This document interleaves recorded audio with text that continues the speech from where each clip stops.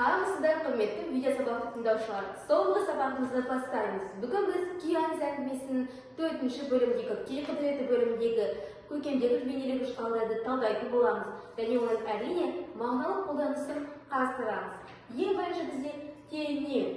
Теңеу көркемдегіш құралының үзіндісіне келетін болсақ, балшықтан құйғандай денесіне қыбыр еткен тірлік белгісі жоқ. Яғни, бізде теңеуді анықтайтын белгісі ол бізге оның жұрнақтары.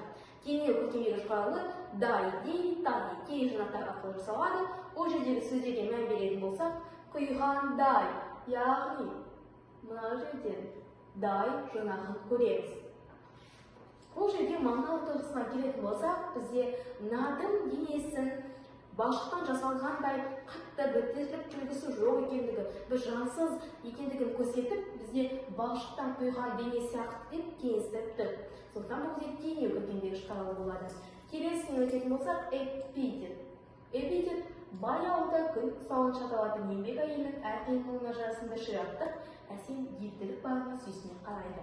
Бұл бізде есеміздің жанудың іс-әрекетіне қарап сүйсініп отырған кезі. Яғни, бұл үзіндіде бізде жанудың іс-қимылының, қозғалысының, әр істеген сауық арқылы қимылының әсемділігін көрсетіп тұрған үзінді болып табылады. Оны біз жарасымды шираттық және әсем ептілік дейтін сөздерден байқай аламыз. Бұл жерде жаңағы айтып кеткендей қимылы қандай, қимылына қандай белгілер тән деген сияқты сұрақ қоюға анықтай аламыз. Яғни жарасымды шираттық, әсем ептілік. Мұны біз сипаттап отырғандықтан да эпитетке жеткіземіз. Келесі теңеу, тағы да бізде теңеу кездеседі. Жаңыл болғанда байқар, қыз жүзінің ай бетіндегі мынандай бір мұң шалып тұр екен. Бұл бізде есеміздің жаңылдың бетіндегі мұның мүшкіл хәлін, бір уайымын байқау сәті болып табылады. Бұны біз теңеуді қай жерден байқай аламыз? Ай бетіндегі мынадай. Яғни жаңылдың жүзіндегі мұңның соншалықты үлкен екендігін көрсетіп тұр. Яғни оның мынадай деп үлкенде теңеп тұрғандықтан бұл бізде теңеу көркемдегіш құралына жатады. Оны біз тағы да айтып кететін болсақ, дай, дей, тай, дей жұрнақтарға анықтаймыз. Келесі кейіптеу. Кейіптеу дегеніміз бұл көркемдегіш құралды бәріміз білеміз, жансыз затты жанды жағдай ретінде сипаттау және де оған жанды заттың іс-қимылын көрсету, жансыз заттың іс-қимылын көрсету болып табылады. Мәселен, есеміз ішінен қасында тұрсам да алыстағы арманым екенсің, күй қанатымен қуып көрейін. Бұл бізде күйді кейіпкер болып табылады. Яғни күйге адам іс-әрекет жасап жатқан сияқты сипаттама беру. Мәселен, күй қанатымен қуып көрейін. Яғни күй арқылы қуып көрейін деп оны кейіпкер қойды.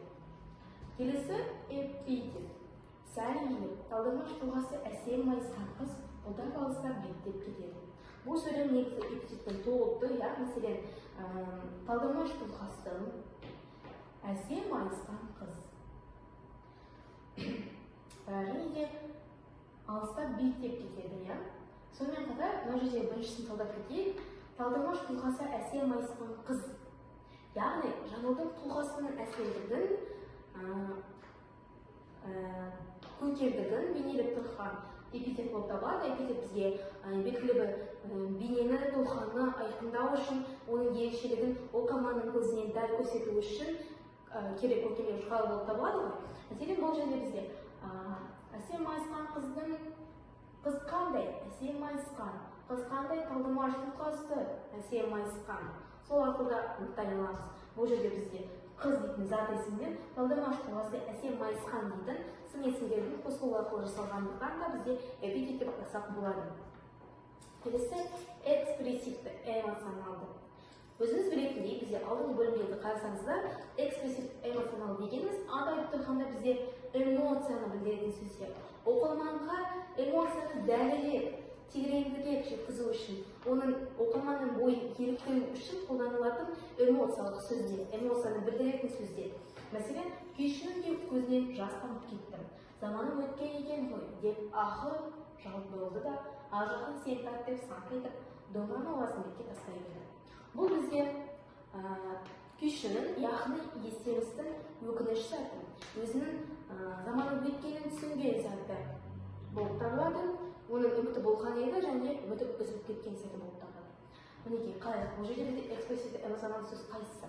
Ол бізде ұғып деген. Яғни бізде естеместің сол үмітін үзілген сәттегі эмоциясын сөзбен жеткізіп отырған сәт. Яғни автор бізге эмоцияны ұғып деген оның іс-қимылының ширақтығын және іс-қимылының нақты дәлдігін көрсетіп тұр. Сондықтан бұл бізде экспрессивті эмоционалды сөз болып табылады. Яғни оның жынданғанын көрсетіп тұр, сондықтан бізде оны эмоциялық сөз деп атасақ та болады. Мінекей оқушылар, осымен біздің 4-ші бөлімдегі көркемдегі шқалаларды талдау видеосабағымыз аяқталды. Егер де сұрақтарыңыз болатын болса, онда пікірлер бөліміне жазып кетсеңіз де болады. Біз оларға міндетті түрде жауап беретін боламыз. Хош, сау болыңыздар. Осымен көркемдегі шқалаларды талдау бөліміне арналған сабақтарымыз тәмам.